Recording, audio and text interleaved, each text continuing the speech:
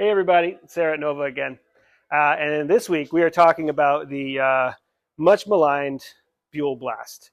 I have had a couple years of experience with this particular bike, but Kent has not had experience with it yet. This was his first go around, and he has some thoughts on it. I did warn him getting into the bike that there was a lot of things to not like about it.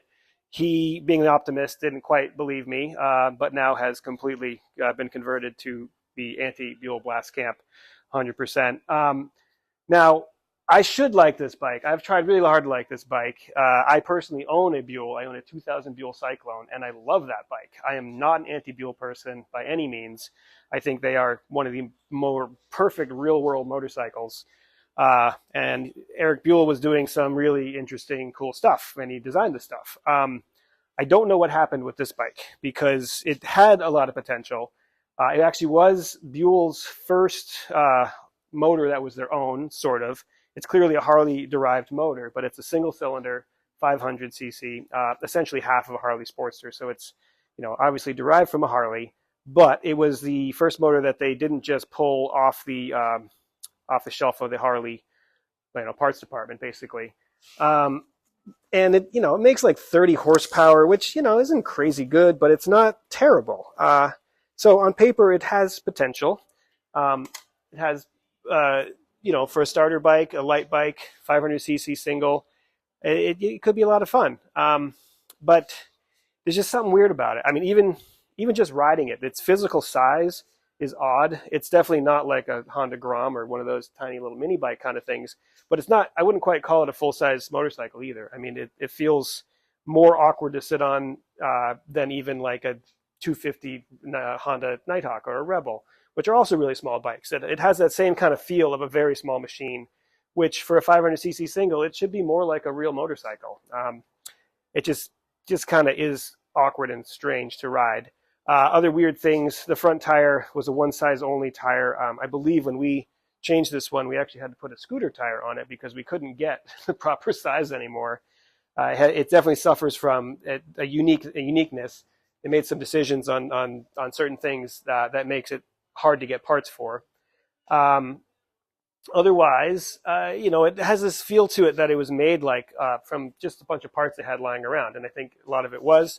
The carb is sort of a general Sportster style carb. I don't know if the size is the same, but it very much looks like a Sportster carb that they took the accelerator pump off and they fit it in such a way that you can't get to anything where you normally would on a Sportster. You can't get to anything without extreme awkwardness. And the airbox, for example, if you want to adjust the mixture screw, the airbox is in the way. You need, complicated screwdriver, much like you would want to use on the Japanese sport bike, but on the bike this simple, you don't expect to have to do that. It's a little weird. We've worked on this bike for, I think this is the 4th season we have. And the first season I went in very, very optimistic and said, oh, cool bike. The owner was somebody who was getting into motorcycling and liked it. And I said, yeah, we'll get it going. We'll cool. And then by the second season, I said, you need to sell this bike. So for 3 years, she's been promising me she's going to sell the bike. And this year she finally said, yes, I'm selling the bike. So this year we're getting it going so that she can take it to a dealer and trade it in. But what I was getting to is a couple years ago, the bike wouldn't start, and I found it wouldn't start because the carburetor had just popped off the engine. And it happens so much on these things that there's an upgrade kit, which is an anti-popping off the engine intake boot, and that's what we got on there. And it still managed to pop off the engine as we had it here today. So there's a lot of, it feels like it was put together with baling wire and hope at certain parts of it. You'll see it's got this very large muffler under the frame, which is a Buell thing, and the whole idea was centralization of mass. So on the bigger twins, like my Cyclone, the muffler's under the frame and the shock is under the frame.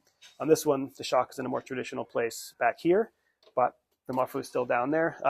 It's a cool concept. This is a really large, very heavy, and weird-looking one. It is quiet, but not even that quiet for how large it is. So it's a little bit weird. Other strange things, the belt back here is a very small belt, which makes sense for its for the amount of horsepower we're dealing with. But the size of the sprocket is clearly for a much bigger belt, and it's gives the impression that they just used whatever they could get, whatever Harley had laying around that they could get cheap, and threw it on. You know, belts are great. I am a fan of belts. I like my belt on my Buell. Very, very low maintenance. I had one break once, but other than that, you know, they're not as bad as some people make them out to be. But again, why is that sprocket so wide?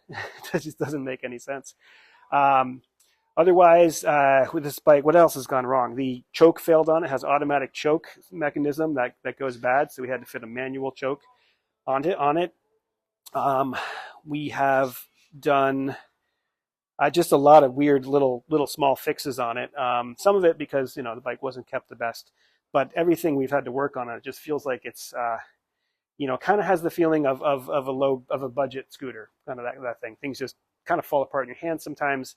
It wasn't particularly well thought out how it went together, and you know, we like to work on stuff, but it gets very frustrating when you feel like you're just like pushing sand uphill, and that's kind of what this feels like at times. Just a bunch of broken things, and doesn't feel quite right. So we wish we had something nicer to say about these. I am a fan of low budget bikes, simple bikes.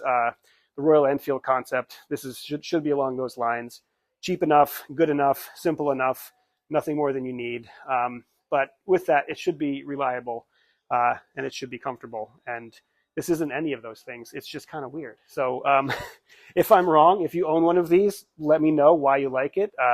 Again, an air-cooled pushrod single. I should love this thing. I'm a Brit bike guy. I have air-cooled pushrod singles. I've always thought maybe this would be fun to make a cool like race bike project out of, but there's just no way to get the kind of power out of it you would need. So if you own one and you love it, I'd love to know why. And if you have some, if you have some horror stories, those are all fun too. So this managed to last for a few years. I think they made them until Buell went under in 2009, went under for the first time. And they made a bunch of them. They pushed them as a really great starter bike, but like a lot of things Buell, they didn't live up to the potential, or they were marketed poorly, or in this case, this is actually a terrible bike. So I don't know. Anyway, thanks for watching. If you haven't liked our videos, please do. If you haven't subscribed to the channel, please do that. That really helps. And yeah, ride your Buell, I guess.